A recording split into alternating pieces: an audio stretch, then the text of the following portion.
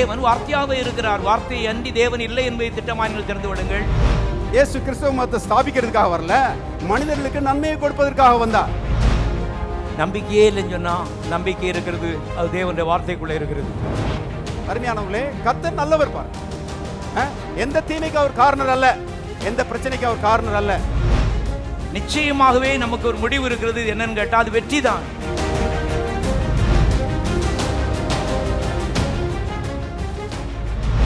தேவன் உங்கள் மேலே அன்பாகவே இருக்கிறார். எந்த தகப்பனை காட்டிலும், எந்த மனைவியை காட்டிலும், யாரை காட்டிலும் அவர் அன்பாகவே இருக்கிறார். இந்த அன்பின் நற்செய்தி, இதை குறித்த ஒரு அறிவு மனிதனுக்கு வரும்பொழுது அவன் நீதிமானாய் தேவனுடைய பிள்ளையாய் மாறுகிறான் என்று சத்தியவேதத்திலே அருமையானவர்களே வாசிக்கிறோம். பாருங்க, கெத்செமனே தோட்டத்திலாம் பாடுபட்டார் என்று வேதம் சொல்லுகிறது. கெத்செமனேன்னு சொன்னால் செக்குன்னு அர்த்தம். செக்கு,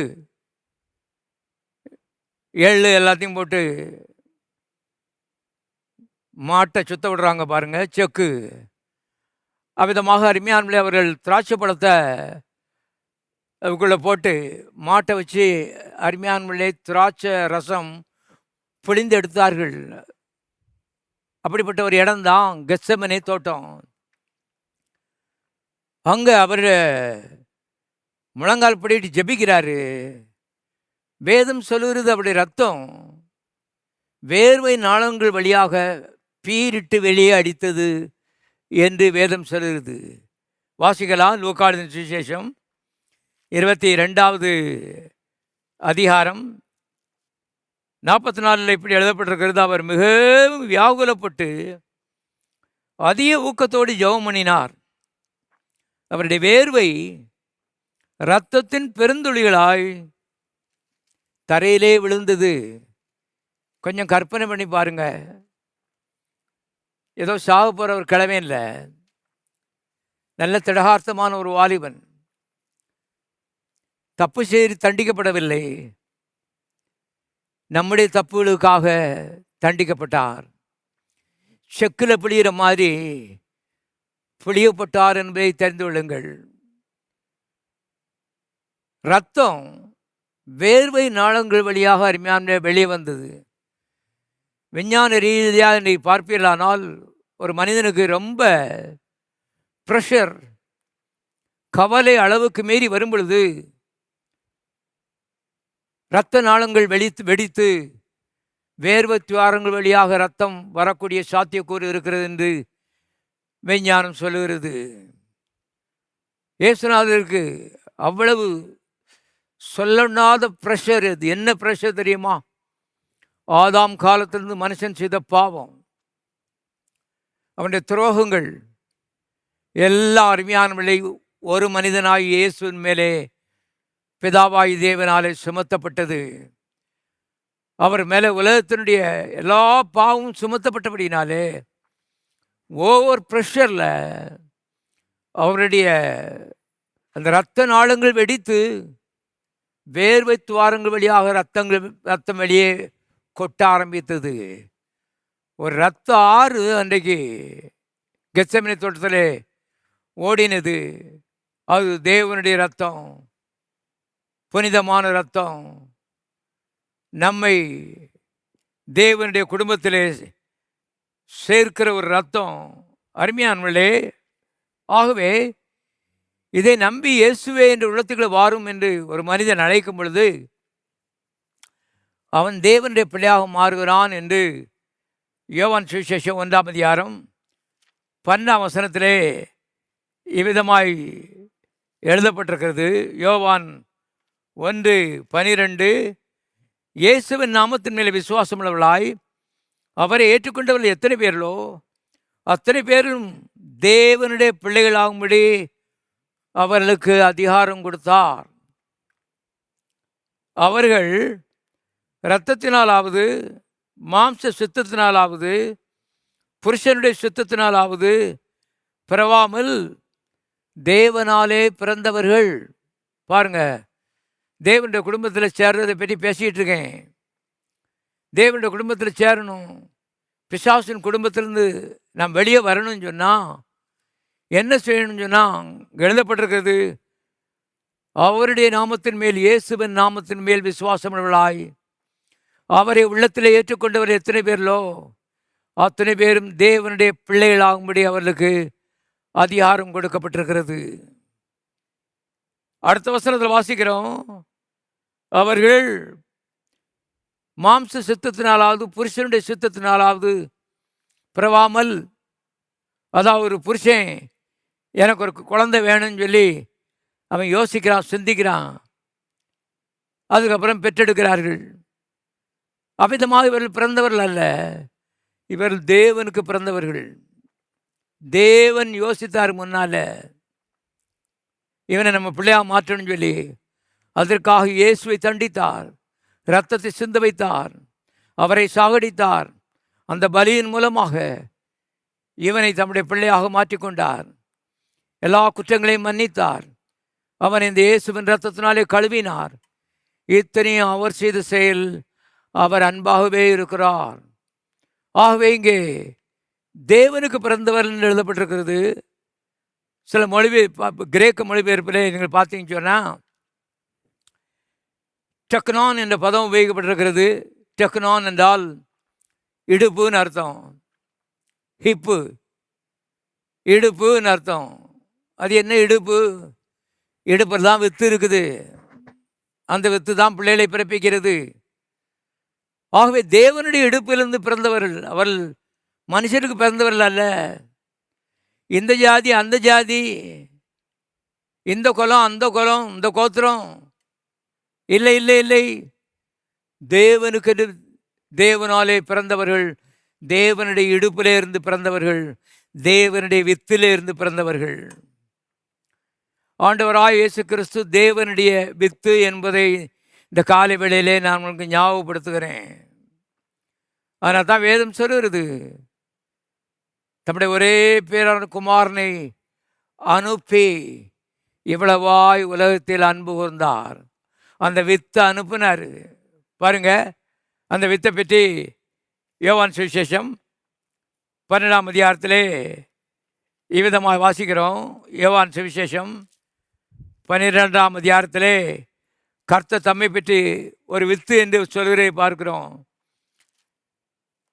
யோவான் 12:24, மெய்யாகவே மெய்யாகவே நான் உங்களுக்கு சொல்லுகிறேன், கோதுமை மணியானது நிலத்தில் விழுந்து சாகாவிட்டால் தனித்திருக்கும், செத்ததையாகில் மிகுந்த பலனை கொடுக்கும். தன்னை பற்றி சொல்லாரு பாருங்க. ஒரு கோதுமை மணி அது தரையில் விழுந்து மடியாவிட்டால் அது தனியாக இருக்கும். ஆனால் தரையிலே விழுந்து மடிய ஆரம்பித்தால் அருமையானவர்களே அங்கே மேனி காணுவதை பார்க்கிறோம். ஒரு கோதுமை 100 கோதுமையை விளைவிக்கிறது. அதுபோல் ஒரு இயேசு கல்வாரி சிலுவையிலே அன்றைக்கு ஒரு கோதுமை மணியை போல பலியாக அன்றைக்கு விழுந்தார், ஜீவனை கொடுத்தார். இன்றைக்கு அநேகம் ஆயிரம் இந்த உலகத்திலே வாழுகிறார்கள், இயேசு உள்ளத்தில் ஏற்றுக்கொண்டவர்கள், தேவனுடைய பிள்ளைகள். அவரும் தேவனுடைய பிள்ளை, இவங்களும் தேவனுடைய பிள்ளைகள். தேவனுடைய வித்தினாலே இவர்கள் பிறந்திருக்கிறார்கள், தேவனுடைய இடுப்பிலிருந்து வந்திருக்கிறார்கள். தேவனை போன்ற பரிசுத்த ஒரு வாழ்க்கை இவருடைய வாழ்க்கையாக இருக்கிறது, வெற்றி வாழ்க்கை இவருடைய வாழ்க்கையாக இருக்கிறது. அப்படிப்பட்ட ஒரு வாழ்க்கையை உங்களுக்கு தரும்படி இந்த காலை வேளையிலே தேவன் விரும்புகிறார், உங்களை அழைக்கிறார். செய்ய வேண்டியதெல்லாம் இயேசுவே என்று உள்ளத்துக்குள் வாரும்.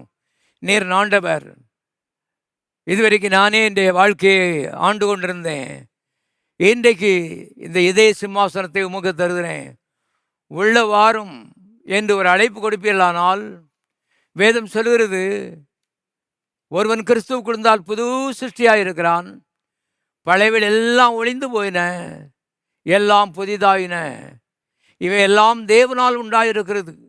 பாருங்கள், தேவன் ஒரு பெரிய வேலையை உள்ள செய்கிறாரு. பாவத்தை மன்னித்து உள்ளே இருக்கிற அந்த உள்ளான மனிதன் இருதயம் அதை கழுவி சுத்திகரித்து தம்முடைய ஆலயமாக்கி அங்கே வந்து வாசமாயிருக்கிறாரு. சொல்ல முடியாத சமாதானமும் சாந்தியும் உங்களை நிரப்பும். மனிதன் இன்னைக்கு சாந்தி, எங்கே சாந்தி என்று அருமையாமலே லட்சக்கணக்கான ரூபாயோடு செலவழித்து தேசம் பூராவும் அலையிறான். சாந்தியை கண்டுபிடிக்க முடியல, சமாதானத்தை கண்டுபிடிக்க முடியவில்லை, பாவ மன்னிப்பை கண்டுபிடிக்க முடியவில்லை. ஆனால் இந்த இயேசுவிலே வரும்பொழுது இந்த சாந்தி இலவசமாய் உங்களுடைய பங்காக மாறும். கடந்த கால பாவங்கள் உங்களை அழித்து கொண்டிருக்கிற அந்த குற்ற உணர்வுகள் எல்லாம் மறைந்து போகும். இவையெல்லாம் இலவசம். ஆகவே இந்த அன்பை அருமையானவர்களே மனிதருக்கு சொல்லுவது ஆத்துமாதாயம். இந்த காலை வேளையிலே விசுவாசிகள் இதை புரிந்து கொள்ள வேணும். பாருங்கள், மனிதனுடைய ஆவி அல்லது இருதயம் ஒரு கற்பம் மாதிரி இருக்குது. இயேசு ஒரு தேவனுடைய விதையை போல் இருக்கிறார். அந்த விதை வித்து இந்த மனித ஆவியிலே அருமையானவர்களே விழும்பொழுது ஒரு மறுபிறப்பு உண்டாகிறது. ஒரு ஆச்சரியமான பிறப்பு, பரலோகத்துக்கென்று மறுமைக்கென்று ஒரு பிறப்பு உள்ளே உண்டாகிறது. இதை தேவன் செய்கிறார். பழைய இருதயத்தை அவர் அதை எடுத்துவிட்டு உள்ள புதிய இதயத்தை தருகிறார் என்று சத்திய வேதம் சொல்லுவது.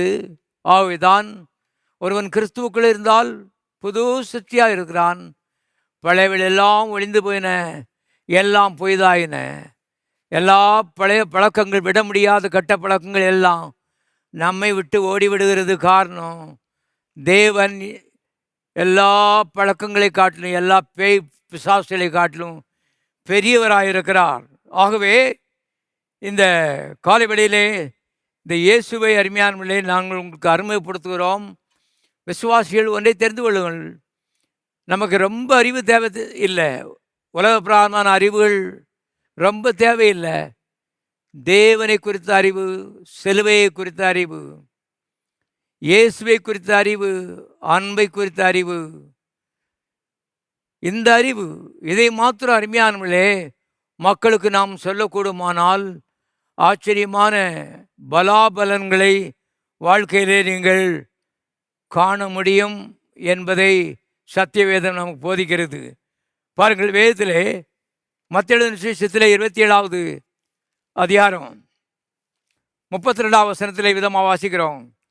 போகையில் சிரேனே ஊரானாகிய சீமோன் என்னப்பட்ட ஒரு மனுஷனை அவர்கள் கண்டு அவருடைய சிலுவையை சுமக்கும்படி அவனை பலவந்தம் பண்ணினார்கள். உங்களுடைய வேதத்தில் பாருங்க, சிரேனே ஊரானாகிய சீமோன் அவன் தற்செயலாக அந்த பக்கமாக போகிறான். இயேசு சிலுவையில் அறையப்பட்டாண்டு அவனை பிடிச்சு இழுத்து பலவந்தம் பண்ணி இயேசுவின் சிலுவையை அவன் மேலே சுமத்துறாங்க. ஏன்னு உங்களுக்கு தெரியுமா? இயேசுநாதரால் அருமையானவர்களே அவருடைய சிலுவையை சுமந்து கொண்டு கொல்கதாவுக்கு போக முடியல. கொல்கதா என்பது அருமையான உயரமான ஒரு மலை. அந்த மலை பாதையிலே அந்த சிலுவையை தூக்கி கொண்டு நடக்க இயேசுவால் முடியல. காரணம், ஏராளமான ரத்தம் ஏற்கனவே சிந்தப்பட்டு விட்டது. அவருடைய பலன் குறைந்து போய்விட்டது. ஏன் தெரியுமா? வாரடி, தலையில் வைத்த முள்முடி, இவளெல்லாம் இயேசுவினுடைய பலத்தை அருமையானவர்களே திருடிவிட்டது என்று நீங்கள் தெரிந்து கொள்ளுங்கள். வாரடியை குறித்து ஒரு சில குறிப்புகளை நான் சொல்ல விரும்புகிறேன். ரோமருடைய வார் அருமையானவர்களே அது 3ஆக பிரிந்து அடுத்து 9ஆக பிரிந்திருந்தது. 9 வாரினுடைய நுனியிலும் 9 ஈய கொக்கிகள் மாட்டப்பட்டிருந்தது. ஒரு போர்ச்சேவன் இயேசுடைய முதுகில் வாங்கி அடிக்கும்போது 9 இடத்துல அவருடைய முதுகில் அந்த ஈய கொக்கிகள் பிடித்து கொண்டது. அவன் கொஞ்சம் நேரம் விட்டு அது இழுக்கும் பொழுது அருமையான 9 மாம்ச துண்டுகள் இயேசுவின் சரத்திலிருந்து பிக்கப்பட்டு அங்கே சுவரில் போய் ஒட்டினது. கோரமான ஒரு காட்சி. இவ்விதமாக 39 முறை இயேசு வாரினாலே அடிக்கப்பட்டார். மொத்தம் 351 அடி இயேசுவின் முதுகிலே விழுந்தது. 351 இடத்திலிருந்து மாம்ச துண்டங்கள் பித்து எரியப்பட்டது. ரத்தம் ஆறாக ஓடினது. அதிலேயே அவருடைய பலமெல்லாம் குறைந்து போய்விட்டது என்பதை தெரிந்து கொள்ளுங்கள். அது மாத்திரமல்ல, தலையில் வைக்கப்பட்ட முள்முடி, அதை குறித்து நீங்கள் சரித்திரத்தில் வாசிப்பீர்களானால் 1 அங்குல நீளமான முள் எருசலேமுடைய காடுகளிலே வளருதான்.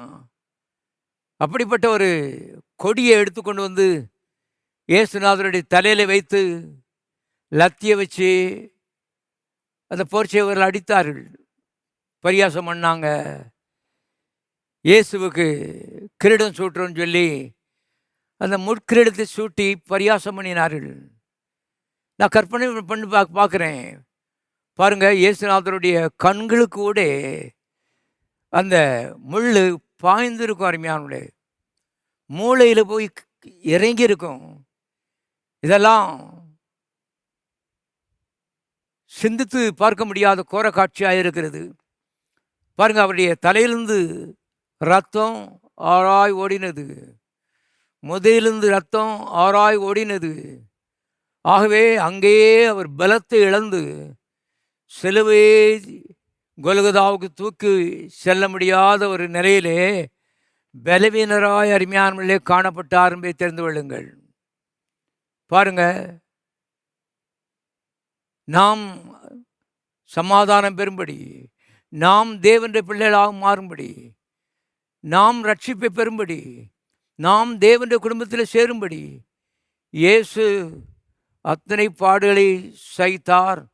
அதன் மூலமாய் அருமையானவர்களே நாம் இன்றைக்கு தேவனுடைய பிள்ளையாய் மாறி இருக்கிறோம். இந்த அன்பை அருமையானவர்களே எடுத்து மற்றவர்களுக்கு சொல்லுங்கள் என்று கர்த்தர் இங்கே போதிக்கிறதை பார்க்கிறோம். என் தாசனாகிய நீதிபரர் தம்மை பற்றும் அறிவினாலே அநேகரை நீதிமான்களாக்குவார். இன்னும் 2 வசனத்தை மாத்திரம் பார்த்து நாம் முடித்து விடுவோம். பாருங்கள், ஏசாயா தீர்க்கதரிசியின் புஸ்தகம் 52வது அதிகாரம் 14வது வசனம் இதமாய் சொல்கிறது. மனுஷனை பார்க்கிலும் அவருடைய முகப்பார்வையும், மனுபுத்திரரை பார்க்கிலும் அவருடைய ரூபமும் இவ்வளவு அந்த கேடு அடைந்தபடினாலே அவரை கண்ட அநேகர் பிரமிப்படைந்தார்கள். உங்களுக்கு சரித்திரம் தெரிந்திருக்குமானால் ஒரு உண்மை உங்களுக்கு தெரியும். இயேசு மாத்திரம் சிலுவையில் அறையப்படவில்லை, பல 100 பேர் சிலுவையில் அறையப்பட்டார்கள். ஆனால் இங்கே இயேசுவை பற்றி மாத்திரம் ஒரு உண்மை சொல்லப்பட்டிருக்கிறது. அவரை பார்த்து அநேகர் பிரமிப்படைந்தார்கள் போட்டிருக்கு. ஆச்சரியப்பட்டாங்களாம். ஏனென்றால் மனுஷரை பார்க்கிலும் அவருடைய முகப்பார்வையும், மனுபுத்திரரை பார்க்கிலும் அவருடைய முகரூபமும் இவ்வளவு அந்த கேடு அடைந்தது என்று வாசிக்கிறோம். இது ஏன் என்று அநேகர் கேள்வி எழுப்புகிறார்கள். பாருங்கள், ஏன் இயேசு மாத்திரம் அவரை பார்த்து ஏன் பிரமிப்படைந்தார்கள், ஏன் என்று அருமையான வேதம் நமக்கு பதில் சொல்கிறது. யோவான் ஸ்நானம் சொன்னான், இதோ உலகத்தின் பாவத்தை சுமந்து தீர்க்கிற தேவ ஆட்டுக்குட்டி. மனிதர்கள் அவரவருடைய தவறுக்காக சிலுவையிலே அடிக்கப்பட்டார்கள். ஆண்டவராய் இயேசு கிறிஸ்து அயலுலகத்தின் பாவத்தை தன்மையிலே அள்ளி போட்டுக்கொண்டு உலகத்தின் பாவத்திற்காக அடிக்கப்பட்டார். ஆகவே உலகத்தின் பாவம் அவர் மேலே சுமத்தப்பட்டபடினாலே பாருங்கள், அவர் அந்த கேடு அடைந்தார் நிலப்பட்டிருக்கிறது. பாவம் அவர் மேலே சுமத்தப்பட்டபடினாலே தண்டிப்பு அவசியமாக இருந்தது, தண்டனை அவசியமாக இருந்தது. வேதத்தில் எழுதப்பட்டிருக்கு, பாவத்தின் சம்பளம் மரணம், தண்டனை அவசியமாக இருந்தது. தேவனே அருமையானவர்களே அவரை தண்டித்தார் என்று சத்திய வேதம் சொல்கிறது. இதை மனிதர் பார்க்க முடியவில்லை. பிதாவாய் தேவனை யாரும் பார்க்க முடியாது. அவர் அதிர்ஷ்யமானவர்.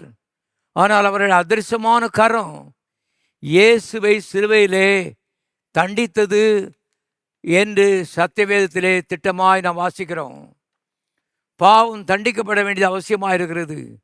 அந்த தண்டனை முடியும் பொழுது, பூரணமாகும் பொழுது, பாருங்கள், இந்த தேவ குடும்பம் அது தொடங்குகிறது என்று நாம் சத்தியவேதத்தில் வாசிக்கிறோம். ஆகவே இயேசுவை பிதாவாகிய தேவன் தண்டித்தார் என்று நாம் வேதத்திலே வாசிக்கிறோம். சங்கீதம் புஸ்தகம் 69வது அதிகாரம் 26வது வசனத்திலே, தேவரீர் அடித்தவனை அவர்கள் துன்பப்படுத்தி நீர் காயப்படுத்தினவர்களை நோக பேசுகிறார்களே. தன்னை பற்றி அவர் பேசுகிறாரு. இயேசு பேசும்போது, தேவரீர் அடித்தவனை அவரை துன்பப்படுத்தி நீர் காயப்படுத்தினவனை நோக பேசுகிறார்களே. ஆகவே தேவன் இயேசுவை அடித்தார். ரோம போர்ச்சவர்கள் அடித்தார்கள். யார் யாரெல்லாமோ அடித்தார்கள். அதை மனிதர்கள் காண முடிந்தது. ஆனால் தேவனுடைய அதிர்ஷ்டமான கரம் இயேசுவை அடித்ததை அருமையானவர்களே மனிதர்கள் பார்க்கவில்லை. அது கண்களுக்கு தெரியவில்லை. அவைதான் சத்தியவேதம் சொல்கிறது. சூரியன் தன்னை மறைத்து கொண்டான், 3 மணி நேரம் அந்தகாரம் உண்டாயிற்று என்று சத்தியவேதத்திலே நான் வாசிக்கிறேன். மத்தேயு சுவிசேஷம் 27வது அதிகாரம் 45வது வசனத்திலே விதமாய் வாசிக்கிறோம். 6ஆம் மணி நேரம் முதல் 9ஆம் மணி நேரம் வரைக்கும் பூமி எங்கும் அந்தகாரம் உண்டாயிற்று. சூரியன் மறைந்து கொண்டான். காரணம், சூரியன் தேவனாலே சிருஷ்டிக்கப்பட்ட ஒரு சிருஷ்டி. இங்கே தேவன், பிதாவாய் தேவன் குமாரனை தண்டிக்கிற காட்சி அது சிருஷ்டிக்கே சகிக்க முடியவில்லை. ஆகவே அவன் மறைந்து கொண்டான். 3 மணி நேரம் அந்தகாரம் உண்டாயிருந்தது. இவ்வளவு கொடுமையாய் மனிதராலே அவர் தண்டிக்கப்பட்டார். கண்களுக்கு தெரியாத தேவனாலே அவர் தண்டிக்கப்பட்டார். எல்லாராலும் கைவிடப்பட்டார். பாவத்தின் தண்டனை அவரிலே முற்று பெற்றது. ஆகவே தான் அவர் சிலுவையிலே கதறுகிறே பார்க்கிறோம். என் தேவனே, என் தேவனே, ஏன் என்னை கைவிட்டீர். கடைசியில் அவர் முடிந்தது என்று சொல்லி ஜீவனை அவர் விட்ட மாத்திரத்திலே தேவனுடைய குடும்பம் பிறந்தது என்பதை அருமையான நீங்கள் தெரிந்து கொள்ளுங்கள். இயேசுவின் பரிசுத்த ரத்தம் சிந்தப்பட்ட போது, தண்டனை முடித்து தீர்ந்தபோது, பிசாசின் குடும்பத்திலிருந்து மக்கள் தேவனுடைய குடும்பத்திலே அவள் பிறக்கிறார்கள். ஆகவே இந்த அறிவை மக்களுக்கு கொடுக்கும்படி வேதம் நமக்கு போதிக்கிறது.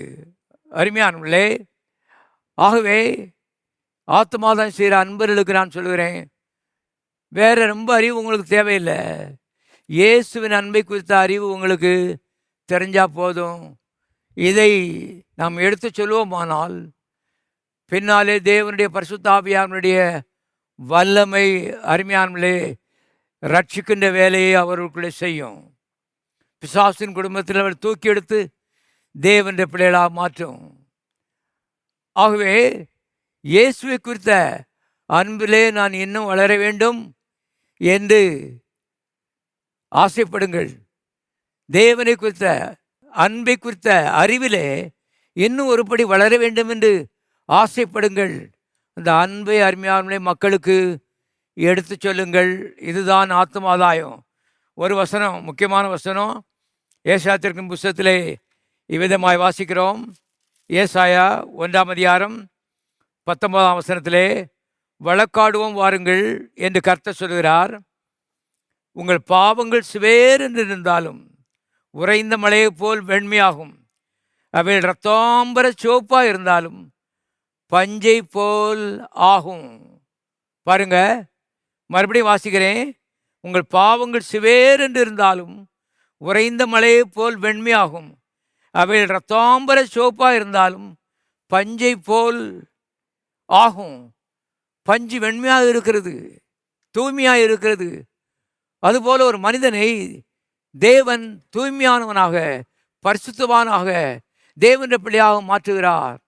எதன் மூலமாய்? கல்வாரி சிலுவையிலே சிந்தப்பட்ட அந்த சிவந்த ரத்தம், தேவ ரத்தம், பாவ மன்னிப்பின் ரத்தம், அந்த ஊற்று அருமையாமலே இயேசு கிறிஸ்துவின் ரத்தம் சகல பாவங்களை நீக்கி நம்மை சுத்திகரிக்கும் என்று சத்திய வேதம் சொல்கிறது. அந்த ஊற்றுக்குள்ளே ஒரு மனிதன் கழுவப்படும் பொழுது பாருங்கள், அவனுடைய வாழ்க்கை பஞ்சை போல தேவனுடைய பார்வையிலே வெண்மையாக மாறுகிறது. அவனுக்கு தண்டனை இல்லை, அவனுக்கு நரகம் இல்லை, அவனுக்கு நல்ல எதிர்காலத்தை தேவன் ஆயத்தப்படுத்தி, அரண்மனையை ஆயத்தப்படுத்தி பாருங்கள், அவனுக்கு என்று காத்திருக்கிறார். அவருடைய குடும்பத்தில் முக்கியமான இடத்தை கொடுப்பதற்காக காத்திருக்கிறார். ஆகவே எல்லா மனிதர்களும் தேவனுக்கு வேண்டும். இன்றைக்கு மனிதர்கள் சமூகம், சமுதாயம், ஜாதி என்றெல்லாம் பல்வேறு பிரிவுகள் வைத்திருக்கிறார்கள். ஆனால் தேவன் எல்லாருக்கும் ஒரே தேவன், எல்லாரையும் ஒரே விதமாக நேசிக்கிறார். எல்லாருக்கும் ஒரே விதமான பாவ மன்னிப்பையும் சமாதானத்தையும் வைத்திருக்கிறார். வர வேண்டியதெல்லாம் இயேசுவிடத்தில் வந்து, கர்த்தாவே என்ற உள்ளத்துக்குள்ளே வாரும், என்னுடைய பிள்ளையாக மாற்றும், நீர் என் ஆண்டவர், உம்முடைய குடும்பத்தில் என்னை ஒரு அங்கத்தினராக சேர்த்துக்கொள்ளும் என்று அவரிடத்திலே ஜெபிப்பீர்களானால் இந்த ரட்சிப்பு, சமாதானம், சாந்தி, பாவ மன்னிப்பு உங்களை இலவசமாய் கிட்டும். விசுவாசிகள் ஆத்துமாதாயத்தின் நாட்களிலே இந்த அன்பை அருமையான முதலிடத்தில் வைத்து இதை மற்றவர்களுக்கு சொல்லுங்கள்.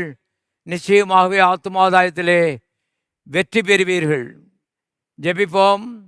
பரலோக பிதாவே, நன்றியோடு நாங்கள் துதிக்கிறோம். எல்லாரையும் நீர் ஒரே விதமாக நேசிக்கிறபடினாலும் துதிக்கிறோம். எல்லாருடைய பாவங்களையும் இயேசுவின் மேலே சுமத்தி ஏற்கனவே தண்டித்து தண்டனை முடித்து கர்த்தாவே இன்றைக்கு மக்களுக்காக காத்திருக்கிறபடினால் நம்ம துதிக்கிறோம். நம்முடைய விலையேறப்பட்ட விவரிக்க முடியாத அன்புக்காக நாம் துதிக்கிறோம். ஆண்டவரே, இந்த அன்பிலே விசுவாசிகள் எல்லாரும் வளர, எல்லாருக்கும் உதவி செய்வீராக. இந்த அன்பை குறித்து எடுத்து சொல்ல கர்த்தாவே எல்லாருக்கும் நீர் உதவி செய்ய வேண்டும் என்று இயேசுவின் நாமத்திலே நாங்கள் ஜெபிக்கிறோம். அப்படி செய்கிறீர், அதற்காக நன்றி. இயேசுவின் நாமத்தில் பிதாவே.